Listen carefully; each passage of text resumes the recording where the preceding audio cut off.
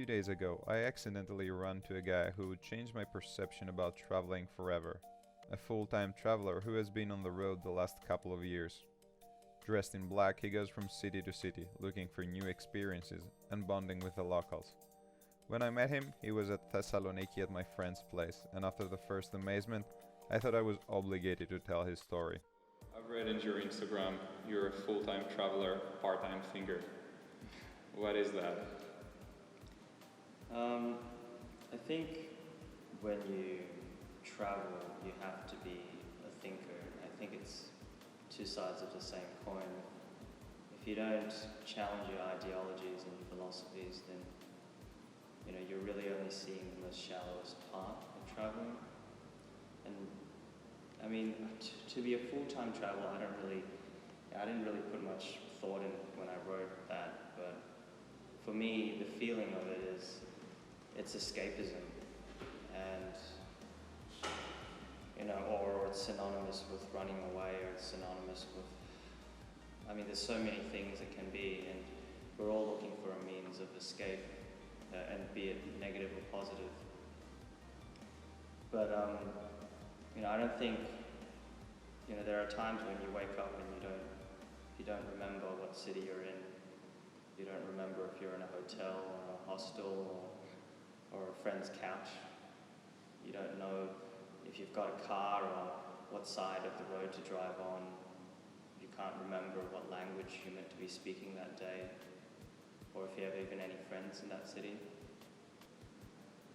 To be a full-time traveller, there's a lot of bumps as well. There's a lot of people who envy this lifestyle, and there's a lot of great things to it as well. You meet a lot of wonderful people, but there's definitely two sides of the coin. It certainly gets lonely sometimes as well. So you have felt lonely while traveling alone sometime, or? Yeah, absolutely. There's no question of that when you're by yourself for so many years. But there's something definitely romantic about like the pilgrimage, the idea of traveling alone. But I think in this society we're so scared of loneliness and scared of suffering. But it's so important to grow, and there's nothing that's more profound and confronting and self-identifying as loneliness. It helps you.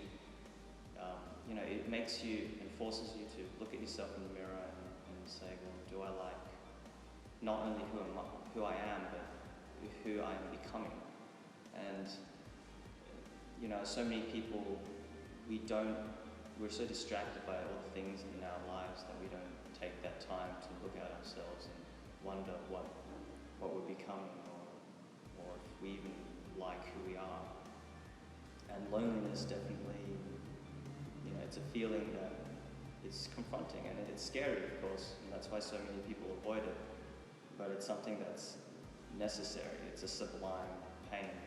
It's a means of really understanding yourself as a human being. Okay.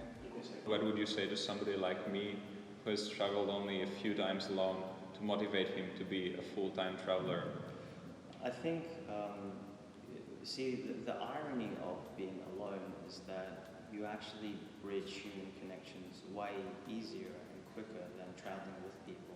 The amount of times I've been offered someone's home to live in, I've been offered to live on a farm in Sweden. The reason why I'm in Salonika today is because of a couple that I met in Rome and asked me to come stay with them. And it's just this, if I was traveling with someone, these opportunities wouldn't happen. Because loneliness, people see vulnerability, and in this world where everyone's so afraid to be vulnerable, I think day in and day out, without even knowing, we have routines. We go to work or we go to school and we say hi to our colleagues. We build all these layers and layers upon layers of masks that we're not even aware of. And when you travel alone, you shed a lot of this. And not just a day or 2 days or a week, but like months of lonely travel, you shed all these and you really come to the core of who you are. And people see that, people see the honesty. And of course, there are days which I've been taken advantage of.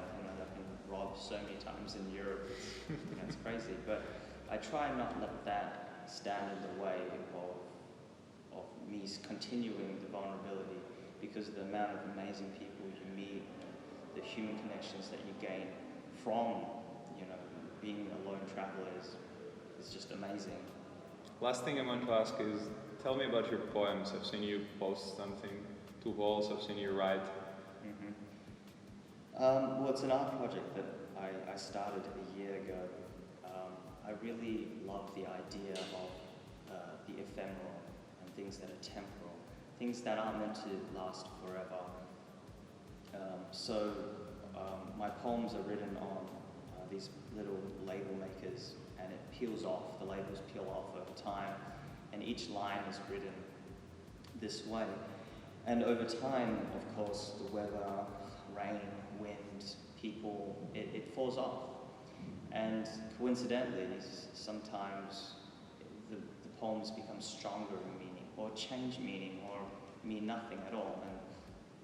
But it doesn't matter. It's the way it evolves, and people just take photos of it and they go out to find it, and it's just really humbling for me that anyone would even want to look for these things. And when people relate to it, that really it helps motivate me to continue. I write regardless. I don't force myself to write, and I don't seek for inspiration. It just happens. I feel like the way I live my life, I try not to live my life as an artist, but more of just creating my life as art. Mm-hmm. And in turn, the art creates itself. And in doing so, I've been able to connect with so many just amazing people. And in this way, I feel, we're a lot less lonely in many ways than we think. There's this word that I really like, this Welsh word called hiraeth, and it means the homesickness of a place you've never been, or to a place you can no longer go to. And what I really love about this word is that it rings really true to me, but it's also the meaning behind the word, where the person, I believe, who would have invented the word would have felt so consumed and inundated by this feeling that he needed a label for it, and that centuries later, other people like myself can find this word and relate to him so deeply through time, space, and language. Words, art can still be related, and no matter, even if the labels strip away or the art is destroyed, if the meaning holds true, the meaning is forever. Okay, I guess. Thank you. That's enough. I don't know.